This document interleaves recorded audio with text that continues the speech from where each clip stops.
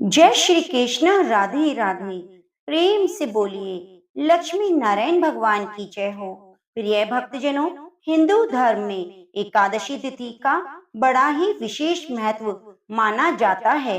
आषाढ़ मास के शुक्ल पक्ष की एकादशी को देवशयनी एकादशी के नाम से जाना जाता है। कुछ स्थानों पर इस एकादशी को पद्मनाभा एकादशी, हरिशयनी एकादशी के नाम से भी जाना जाता है। देवशयनी एकादशी का व्रत रखने और कथा को सुनने से मनुष्यों की सभी मनोकामनाएं पूरी होती हैं, दुर्घटनाओं के योग टल जाते हैं। वर्ष 2024 में देवशयनी एकादशी का व्रत 17 जुलाई दिन बुधवार को रखा जाएगा। इसी दिन भगवान श्री हरि विष्णु क्षीर सागर में शयन करने चले जाते हैं, जिसे योग निद्रा कहा जाता है। और फिर लगभग 4 महीने के बाद देव उठनी एकादशी के दिन भगवान योग निद्रा से जागते हैं। इन्हीं 4 माह के अंतराल को चतुर्मास कहा जाता है। पुराणों के अनुसार यह भी कहा जाता है कि इन 4 मास में भगवान विष्णु बलि के यहाँ निवास करते हैं। तो आज मैं आपको सुनाने जा रही हूँ देवशयनी एकादशी की बड़ी ही दुर्लभ कथा। इस कथा को सुनने के बाद आप जानेंगे कि किस मंत्र को बोलकर भगवान को शयन कराया जाता है, और काशी के पंचांग के अनुसार जानेंगे कि एकादशी तिथि कब से कब तक है। अगले दिन व्रत का पारण कितने बजे करना शुभ होगा। तो आप प्रिय भक्तजन इस वीडियो को पूरा अवश्य सुनिए और कथा को सुनते हुए कमेंट बॉक्स में जय श्री कृष्णा राधे राधे जरूर लिखिए। आइए भगवान विष्णु के चरणों का ध्यान करते हुए कथा को सुनते हैं। एक बार अर्जुन ने कहा, हे श्री कृष्ण जी, आषाढ़ मास की शुक्ल पक्ष की एकादशी का क्या व्रत है? उस दिन किस देवता का पूजन होता है? उसका क्या विधान है? कृपा कर यह विस्तार पूर्वक बताइए। भगवान श्री कृष्ण ने कहा, हे धनुर्धर, एक बार नारद जी ने ब्रह्मा जी से यही प्रश्न पूछा था। तब ब्रह्मा जी ने कहा कि नारद, तुमने कलयुग में प्राणी मात्र के उद्धार के लिए सबसे श्रेष्ठ प्रश्न पूछा है, क्योंकि एकादशी का व्रत सब व्रतों में उत्तम है। इस व्रत से सभी पाप नष्ट हो जाते हैं। इस एकादशी का नाम देवशयनी एकादशी है। यह व्रत करने से भगवान विष्णु प्रसन्न होते हैं। मैं तुम्हें एक पौराणिक कथा सुनाता हूँ, उसका ध्यान पूर्वक श्रवण करो। देवशयनी एकादशी की कथा के माध्यम से भगवान श्री कृष्ण जी ने हमें यह बताने का प्रयास किया है कि अपने कष्टों से मुक्ति पाने के लिए किसी दूसरे का बुरा नहीं करना चाहिए। अपनी शक्ति से और भगवान पर पूरी श्रद्धा और आस्था रखकर संतों के कथा अनुसार सत्कर्म करने से बड़े बड़े कष्टों से सहज ही मुक्ति मिल जाती है। मानधाता नाम का एक सूर्यवंशी राजा था। वह सत्यवादी, महान तपस्वी और चक्रवर्ती था। वह अपनी प्रजा का पालन संतान की तरह करता। उसकी सारी प्रजा धन धान्य से परिपूर्ण थी और सुखपूर्वक जीवन यापन कर रही थी। उसके राज्य में कभी अकाल नहीं पड़ता, कभी किसी प्रकार की प्राकृतिक आपदा नहीं आती। परंतु ना जाने उससे देव क्यों रुष्ट हो गए। न मालूम राजा से क्या भूल हो गई कि एक बार उसके राज्य में जबरदस्त अकाल पड़ गया और प्रजा अन्न की कमी के कारण अत्यंत दुखी होकर प्रजा त्राही त्राही करने लगी। एक दिन दुखी होकर राजा के पास जाकर प्रजा ने प्रार्थना की, हे राजन, सभी संसार की सृष्टि का मुख्य आधार वर्षा है। इसी वर्षा के अभाव से राज्य में अकाल पड़ गया है और अकाल से प्रजा मर रही है।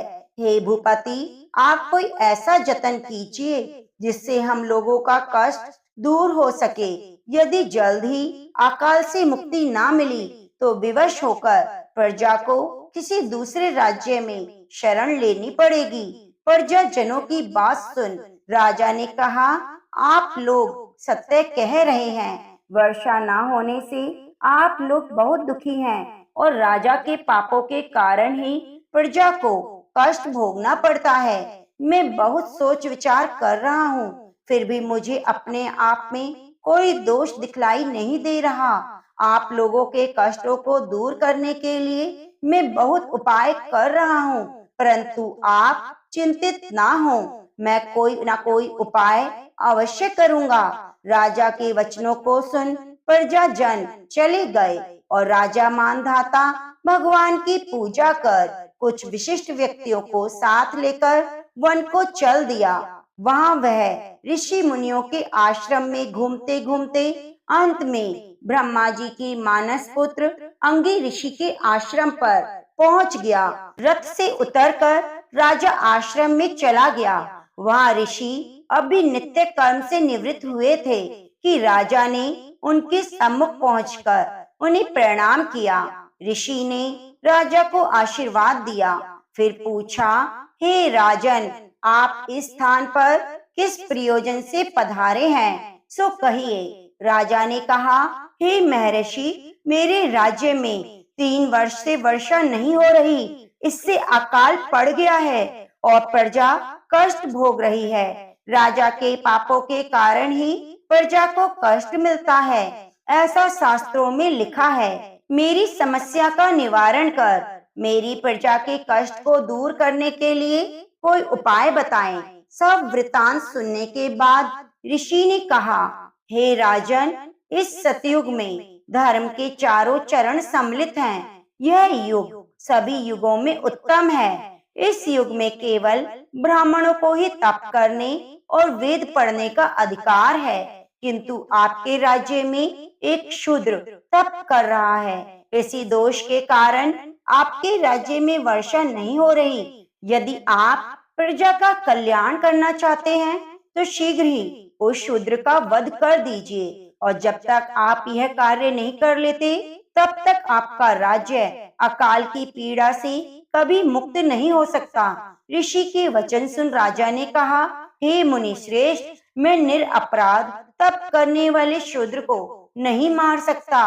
किसी निर्दोष मनुष्य की हत्या करना मेरे नियमों के विरुद्ध है और मेरी आत्मा इसे किसी भी स्थिति में स्वीकार नहीं करेगी। आप इस दोष से मुक्ति का कोई दूसरा उपाय बताइए। राजा को विचलित जान ऋषि ने कहा, हे राजन, यदि आप ऐसा ही चाहते हैं तो आषाढ़ माह के शुक्ल पक्ष की देवशयनी एकादशी का विधान पूर्वक व्रत करो। इस व्रत के प्रभाव से तुम्हारे राज्य में वर्षा होगी और प्रजा भी पूर्व की भांति सुखी हो जाएगी, क्योंकि इस एकादशी का व्रत सिद्धियों को देने वाला है और कष्टों से मुक्त करने वाला है। ऋषि के वचनों को सुनकर राजा अपने नगर वापस आ गया और विधान पूर्वक देवशयनी एकादशी का व्रत किया। इस व्रत के प्रभाव से राज्य में अच्छी वर्षा हुई, प्रजा को अकाल से मुक्ति मिली। इस व्रत के करने से भगवान विष्णु प्रसन्न होते हैं और मोक्ष की इच्छा रखने वाले मनुष्यों को इस एकादशी का व्रत अवश्य करना चाहिए। चातुर्मास व्रत भी इसी एकादशी के व्रत से आरंभ किया जाता है। देवशयनी एकादशी को सौभाग्य की एकादशी के नाम से जाना जाता है। पद्म पुराण में है कि इस दिन उपवास करने से जानबूझकर या अनजाने में किए गए पापों से मुक्ति मिलती है। ब्रह्म वैवर्त पुराण के अनुसार देवशयनी एकादशी का व्रत करने से मनुष्य की सभी मनोकामनाएं पूरी हो जाती हैं। शास्त्रों के अनुसार चतुर्मास में 16 संस्कारों का आदेश नहीं, भगवान श्री कृष्ण जी के अनुसार कुछ चीजों का त्याग कर देने से हमें मनोवांछित फल की प्राप्ति होती है। ऐसे मधुर स्वर के लिए गुड़ का त्याग कर दे, दीर्घायु पुत्र आदि प्राप्ति के लिए तेल का त्याग कर दे, शत्रु नाश के लिए कड़वे तेल का त्याग करना चाहिए, सौभाग्य के लिए मीठे तेल का त्याग करना चाहिए, स्वर्ग प्राप्ति के लिए पुष्प आदि भोगों का त्याग करना चाहिए। तो प्रिय भक्तजनों, अब आइए जानते हैं वह कौन सा मंत्र है जिसे बोलकर भगवान को शयन कराया जाता है। शास्त्रों में एक मंत्र का उल्लेख मिलता है। अगर हम उस मंत्र से देव शनि एकादशी के दिन श्री हरि का पूजन करते हैं तो हमारे सभी पाप नष्ट हो जाते हैं, परिवार में सुख समृद्धि आती है। वह मंत्र है ते त्वयि जगन्नाथम जमत सुप्तम भवेदिदम विबुद्ध त्वयि बुद्धम च जगत सर्व चराचरम। प्रिय भक्तजनों, आइए अब जानते हैं पंचांग के अनुसार एकादशी तिथि कब से कब तक है। 16 जुलाई की रात को 8:33 से अगले दिन एकादशी समाप्त होगी। 17 जुलाई को रात 9:20 पर सूर्योदय के अनुसार 17 जुलाई को ही देव शनि एकादशी का व्रत किया जाएगा। अगले दिन 18 जुलाई दिन गुरुवार को व्रत का पारण किया जाएगा। व्रत खोलने का शुभ समय होगा सुबह 5:10 से लेकर 8:10 के मध्य। हम जब भी एकादशी का व्रत शुभ समय में खोलते हैं तो हमें एकादशी के व्रत का पूर्ण फल प्राप्त होता है। कोई कृष्ण नहीं है, वे पत्थर की मूर्ति है। प्रिय भक्तजनों, आज की कथा आपको भाव विभोर होने पर मजबूर कर देगी। आप इस कथा को पूरा अवश्य सुनिए। जय श्री कृष्ण, राधे राधे। प्रिय भक्तजनों, आप सभी का आपके चैनल में हार्दिक स्वागत है। ब्रिज में ठाकुर जी के एक भक्त रहते थे। दिन रात सुबह शाम बस ठाकुर जी कृष्ण कृष्ण, हर भक्त हरे कृष्णा बोलते रहते। उनका नाम रखा गया कृष्णदास। वह अपने आप को कृष्णदास कहते थे। वे ठाकुर जी के लिए रोज माला बनाते थे, फूल बटोर कर लाते थे, माला बनाते थे। नंद महल में जाकर ठाकुर जी को माला अर्पित करके आते थे। एक दिन उन्होंने सुन लिया कि महाभारत के अनुशासन पर्व में लिखा है कि भीष्म पितामह जी ने कहा है कि अगर 12 साल तक कोई भी कार्य लगातार करते हैं बिना एक भी दिन छोड़े, चाहे वो पूजा पाठ हो या कोई और कार्य, तो आप उसे सिद्ध कर लेते हैं। यदि आप 12 साल तक भक्ति करेंगे तो आपको ईश्वर की प्राप्ति हो जाएगी। ईश्वर को दर्शन देने ही पड़ेंगे। 12 साल तक नित्य कोई भी कार्य करते हैं और एक इच्छा रखते हैं तो वह पूरी हो जाती है। अब कृष्णदास की इच्छा क्या हो सकती है? मेरे ठाकुर से मिलना है, मुझे मेरे कृष्ण से मिलना है। तो उन्होंने नियम बनाया, 12 साल तक रोज मैं ठाकुर जी को माला पहनाऊंगा। वह रोज फूलों की माला बनाते, नंद महल में जाते। जिस दिन पहले दिन जाकर ठाकुर जी को बोल दिया कि ठाकुर जी 12 साल का नियम है, कुछ भी हो जाए 12 साल तक रोज आऊंगा, चाहे आंधी हो या तूफान हो, मैं रोज आऊंगा, यह मेरा नित्य कर्म है। लेकिन जिस दिन 12 साल पूरे होंगे, 13वें साल का पहला दिन होगा, उस दिन आपको मेरी कुटिया में आना पड़ेगा। 12 साल तक मैं माला पहनाऊंगा, लेकिन 13वें साल के पहले दिन आपको आना पड़ेगा। आप मेरी कुटिया में आएंगे, मैं वहाँ माला पहनाऊंगा। यह बात पक्की करके वह रोज माला बनाता और ठाकुर जी को अर्पित करता। धीरे धीरे दिन बीत रहे थे।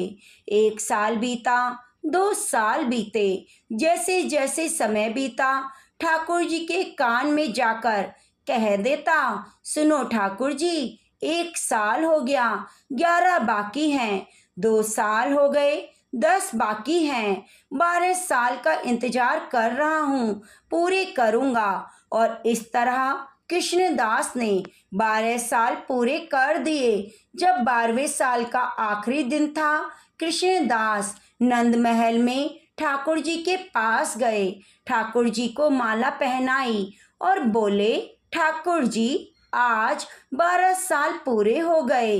जैसा कि मैंने वादा किया था, मेरा वादा पूरा हुआ। कल 13वें साल का पहला दिन है। मेरी भक्ति आज सिद्ध हो जानी चाहिए।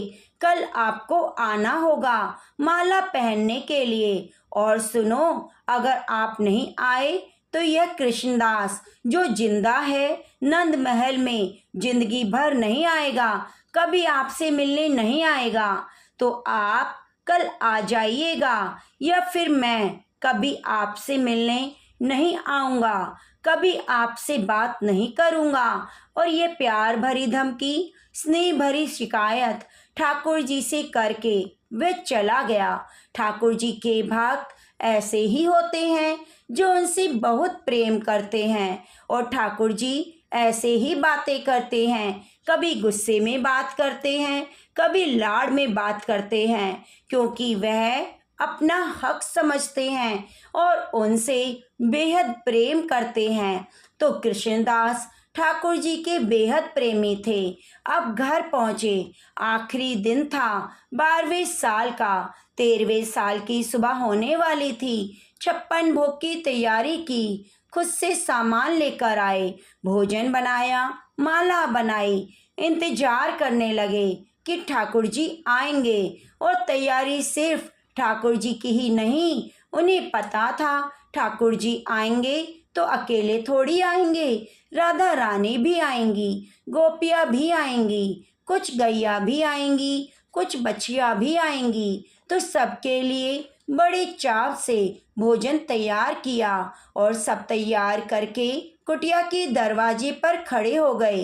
अभी आएंगे, अभी आएंगे। सुबह हुई, बड़े खुश थे, प्रसन्न थे, मन ही मन कल्पना कर रहे थे कि मेरे ठाकुर जी आएंगे तो यहाँ बिठाऊंगा, उनके चरण धोऊंगा, यहाँ भोजन करवाऊंगा, पूछूंगा कैसा लगा भोजन, फिर माला पहनाऊंगा, मेरे ठाकुर जी को उनकी पूजा करूंगा। सुबह से दोपहर हो गई पर ठाकुर जी ना आए।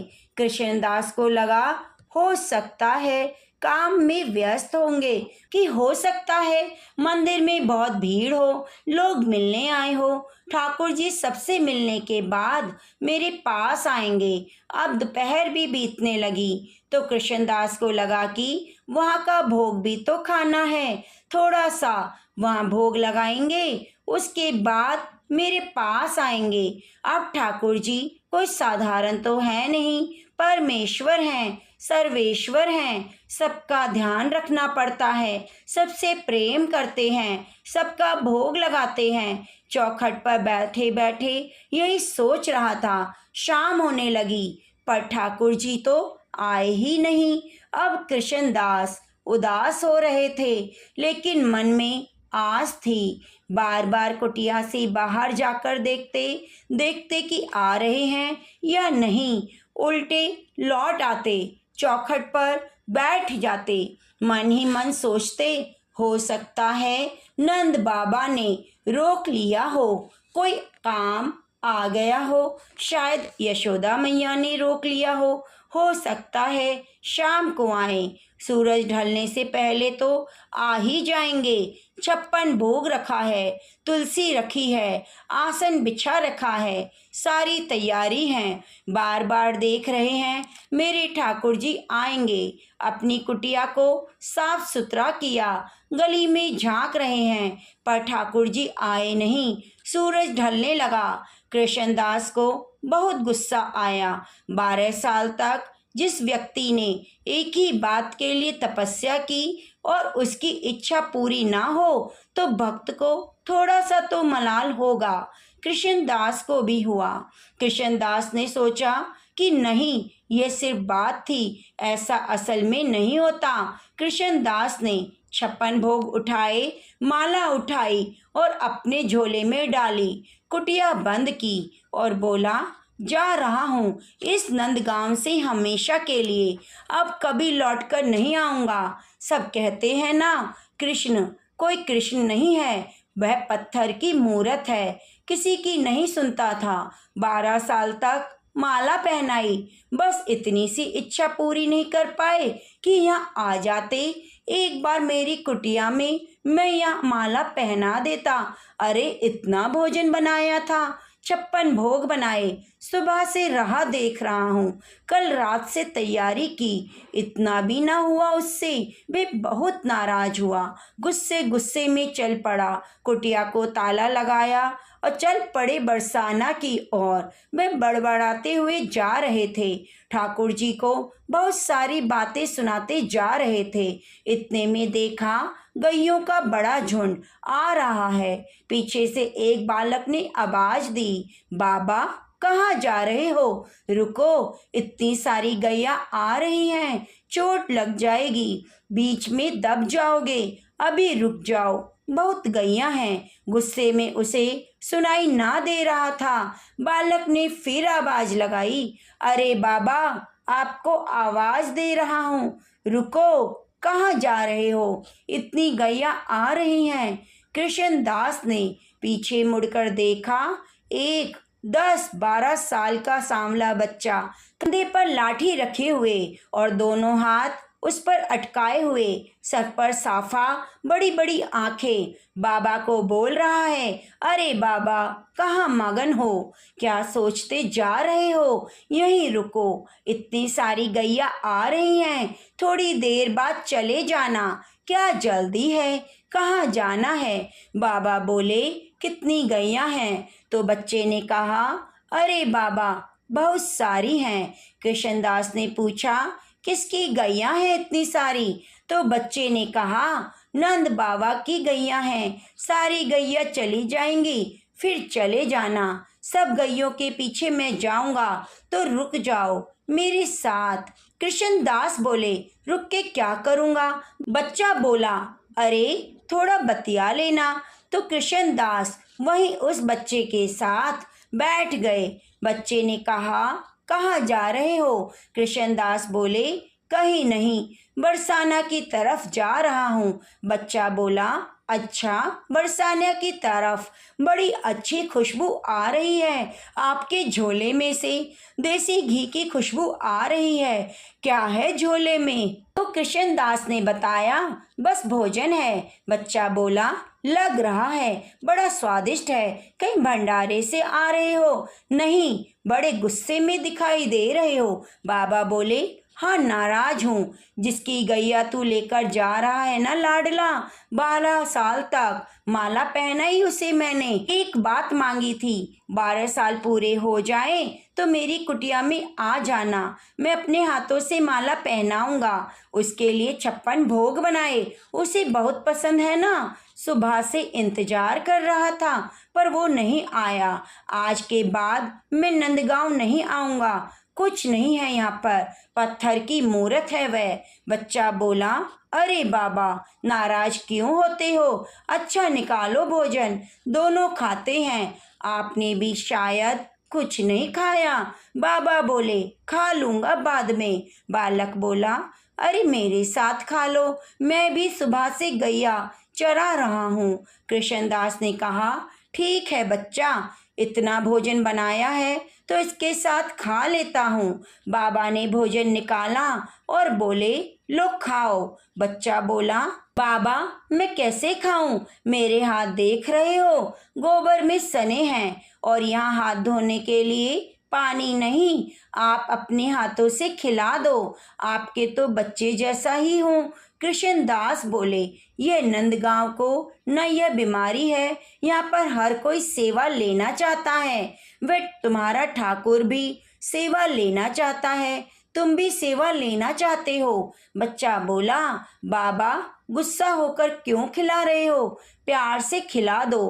कृष्णदास उस बच्चे को अपने हाथों से भोजन खिलाने लगे, एक और खुद खाते, एक बच्चे को खिलाते। अचानक से देखा उस बच्चे की आंखें लाल पड़ी हुई हैं, आंखों में आंसू हैं। कृष्णदास बोले, लल्ला क्या हुआ, क्यों रो रहे हो? बच्चा बोला, बाबा आज आपने माला नहीं पहनाई मुझे। कृष्णदास हक्के बक्के रह गए, बोला, तुम कौन हो? और प्रभु अवतरित हुए, मोर मुकुटधारी, हाथ में बंसी, पीतांबर पहने श्री कृष्ण, वही मुस्कुराहट, मोटी मोटी आंखें, घुंघराले बाल। कृष्णदास के सामने खड़े थे ठाकुर जी। कृष्णदास स्तब्ध रह गए, देख रहे थे ठाकुर जी को। ठाकुर जी बोले, बाबा, जब भी तुम माला पहनाओ तो ऐसा लगता है तुम मेरा आलिंगन करते हो। आज सुबह से इंतजार कर रहा था, मेरे कृष्णदास ने मेरा आलिंगन नहीं किया। आज मुझे कुछ अच्छा ना लगा, नंद महल में भी कुछ नहीं खाया। इंतजार कर रहा था तुमसे मिलने का। मुझे एक काम थोड़ी है, मुझे बहुत काम है। पूरी दुनिया देखनी पड़ती है, सबकी सुननी पड़ती है। जैसे ही फुर्सत मिली आ गया मेरे कृष्णदास के पास। अब माला पहना दो। अब कृष्णदास ठाकुर जी से भी हटी। कृष्ण के भक्त हैं तो हटी तो होंगे, क्योंकि कृष्ण जी तो सबसे हटी हैं। कृष्णदास बोले, नाना, मुझे बातों में मत बहकाओ। मुझे पता है बहुत चालाक हो तुम, ठाकुर हो ना तुम, बहुत चतुर हो, सब जानते हैं, बहुत नटखट हो। पर अब मैं तुम्हारी बातों में नहीं आने वाला। अब माला नहीं पहनाऊंगा। भोजन कर लिया ना तुमने, अब जाओ तुम। ठाकुर जी बोले, बाबा क्या बोल रहे हो? बोला, हाँ सही बोल रहा हूँ, सुबह से इंतजार कर रहा था, 12 साल माला पहनाई, नहीं आए। आप बता रहे हो मैं व्यस्त था। मन में मैंने सोचा बरसाना की तरफ चला जाऊं, राधा रानी से मिलने चला जाऊं, इसलिए आ गए तुम मेरी वजह से नहीं आए, तुम इसलिए आए क्योंकि मैं तो सरकार के पास जा रहा हूँ, राधा रानी के पास जा रहा हूँ। अब तो मैं यही सोच रहा हूँ, इसके पास जाने की सिर्फ सोची और तुम आ गए। यदि उसी के पास जाकर रहूँगा तो तुम मेरे साथ ही रहोगे। अब नहीं पहनाऊंगा माला, अब देख लो तुम्हें क्या करना है। और हाँ, अब नंदगांव भी नहीं आऊँगा। अब कृष्णदास आगे आगे, ठाकुर जी पीछे पीछे। ठाकुर जी रोक रहे हैं कृष्णदास को, और कृष्णदास नहीं रुके और जाकर सीधे राधा रानी के महल में पहुंच गए। जब राधा रानी को देखा तो राधा रानी की जगह कृष्ण दिखाई दिए, और जब कृष्ण को देखा तो राधा रानी दिखाई दी। कृष्ण और राधा एक ही हैं, चाहे राधे राधे कहो या कृष्ण कृष्ण कहो, बात तो एक ही है। वो हमसे बेहद प्रेम करते हैं। पर यह भी सच है, जब ठाकुर ना सुने तो राधा रानी को शिकायत कर लेनी चाहिए, क्योंकि तब तो उनको सुनना ही पड़ेगा। लेकिन आपका विश्वास प्रगाढ़ होना चाहिए, सच्चा होना चाहिए, सरल होना चाहिए। कृष्णदास ने ठाकुर जी को बोल दिया था कि अब नाम कृष्णदास हटा करके राधा दास रख लूंगा। भक्त प्रेमी सरल होता है, सहज होता है, सच्चा होता है, तो ठाकुर जी से ऐसे बात करता है, शिकायत भी करता है और प्रेम भी करता है और विश्वास भी रखता है। तो प्रेम से बोलिए, जय श्री कृष्ण, राधे राधे।